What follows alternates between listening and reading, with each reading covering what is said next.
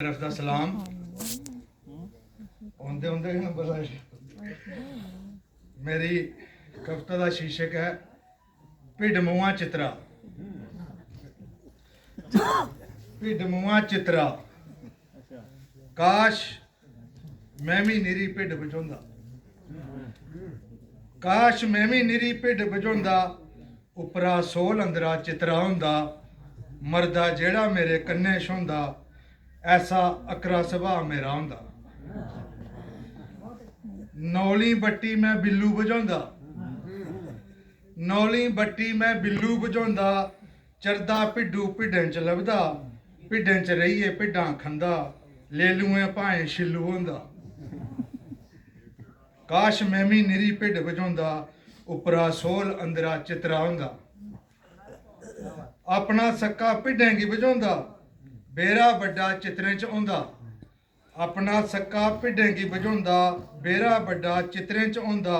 हाल घाल सारा में खाइए, हाल घाल सारा में खाइए, बेचारा सिद्धा सादा गरीब बजाउंदा।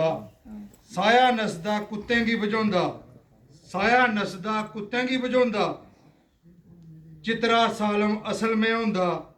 काश मैं भी निरी भिड बजाउंदा, उपरा सोल अंदरा चित्रा हुंदा। करकदा जदूं तां पत्तर पत्तर चढ़दा, करकदा जदूं तां पत्तर पत्तर चढ़दा, रज्जे दा ऐजड़ में जुआड़दा, होंदे सोंदे मूंह बाहर भी मारदा, नौसरियां उल्टियां टब्बरे च साड़दा। छब्बी लुक्की बीरे तालदा, छप्पी लुक्की बीरे तालदा, बी भौंकू कुत्तें दा गालदा। काश मैं भी निरी भिड बजाउंदा, उपरा सोल अंदरा चित्रा हुंदा। भाइयें शा मैं भाबियां खंडांदा, भाइयें शा मैं भाबियां खंडांदा, भतरीएं दा मैं मूल मकांदा, बलादरी विच मैं शरीफ कुहांदा, टब्बरे गी मैं सूली चाढ़दा, इक फट दो टोटे नहीं करदा।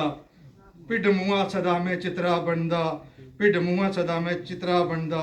काश मैं भी निरी भिड बजाउंदा, उपरा सोल अंदरा चित्रा हुंदा, उपरा सोल अंदरा चित्रा हुंदा। ते दूई मेरी निक्की जी कविता है, इसका शीर्षक है मर्द। अफसर होवे या मजदूर, मर्द गैरती होना चाहिदा। अफसर होवे या मजदूर, मर्द गैरती होना चाहिदा। धी भैन भराई दिखी हद च रौह्ना चाहिदा। भैनें भरावें दे चांबले चढ़ी घर जुआड़ू नहीं होना चाहिदा। खानदान ब्याह करिए नहीं, खानदानी आपू लभना चाहिदा। अफसर होवे या मजदूर, मर्द गैरती होना चाहिदा। रोड़ा रस्तें दा नहीं, रस्ते बनाने वाला चाहिदा। छड़ा दाढ़ी मुछ वाला नहीं, मर्द बा किरदार होना चाहिदा, मर्द बा किरदार होना चाहिदा। लाड़ी ते बाड़ी लई मरने मिटने वाला चाहिदा। वतन उपर आई जातां कुर्बान होना चाहिदा। गल्लें च वजन थोड़ा, सुभाऽ शांत जरूर चाहिदा। लल लगी लाड़ी लई मूंह, लल लगी लाड़ी लई महानायक होना चाहिदा। धीएं पुत्रें दी अक्खीं दा तारा होना चाहिदा। अत्थरूं दुआसियें दा नहीं, खुशियें दा कारण होना चाहिदा। मर्द खुशियें दा कारण होना चाहिदा, मर्द खुशियें दा कारण होना चाहिदा। शुक्रिया, जय हिंद, जय भारत।